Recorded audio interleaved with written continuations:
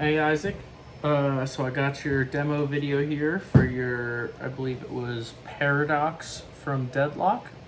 Honestly, I have no idea what that was until I got the order here, and as you can see, some battle scars from the making of these things, but you know, part of the process. And here it is. So, came out really nice.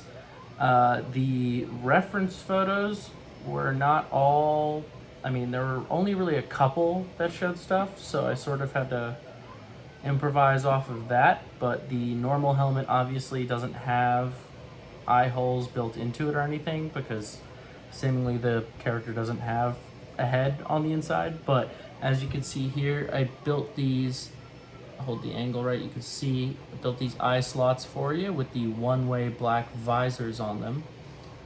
So, you know, when you're not directly looking for them, they blend in quite well. Got that sort of, the camera's not really picking it up, but sort of the gradient. Yeah, it's something you'll have to see in person, but the sort of gradient orb thing that's going on in the middle there, going right between the eyes, which is pretty cool. And then it narrows quite a bit on this collar thing around the neck. But yeah, I gave it, this one took a lot of sanding to sort of give it that sleek look out of the printer, because normally they come with print lines and I sand those out, but for this one it was important to, you know, get it really smooth and gloss so it blended well with those eyes that are in there, so that when you're wearing it, not super noticeable, but they are, I don't know if you can, there you go, see some light through there. They're a one way, so when you're wearing this thing, they won't be able to see in, but you will be able to see out. There you go, catch the light very well. And so because of the fact that this narrows so much at the bottom, there is a removable back piece, because otherwise obviously you would not be able to get this over your head.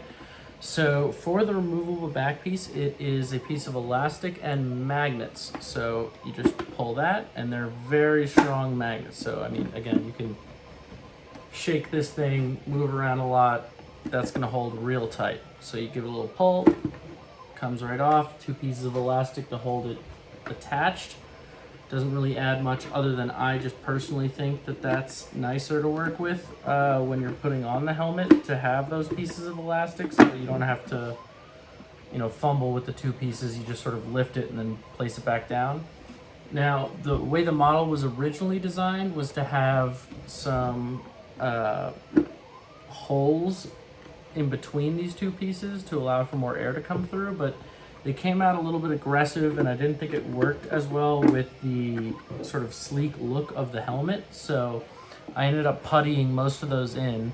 However, there is still a gap, not super noticeable when you're wearing the helmet, as you can see, but just enough of a gap to let a little bit of air in. And also, personally, I like to have a little bit of a gap where possible, so when you're putting it on, your hair doesn't get completely pinched.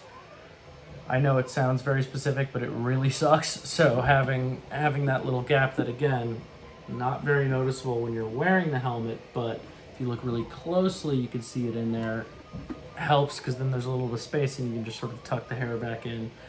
But yeah, so that one separates like that. I had to do a lot of spot plastic welding to get these things in there. Most of the helmets I do, the magnets sort of line up flat, but with this one, I had to add in a lot of added plastic to get those to be completely set in there. But now that that's done, the top piece, can't see what I'm doing, there we go, settles in real easy.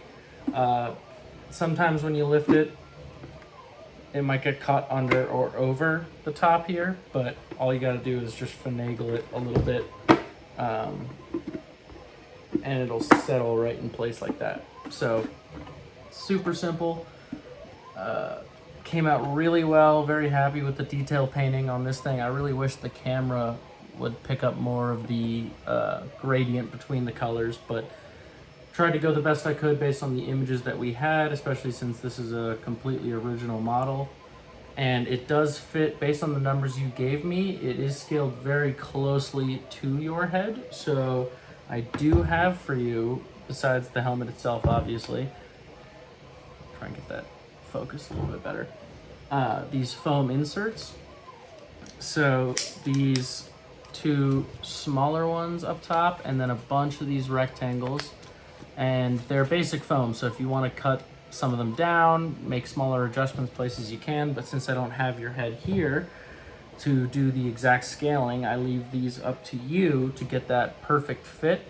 You can use any glue. If you watch any of my other videos, I cover this, but I use Sciafixed from Amazon. It cures fast, holds strong, super cheap.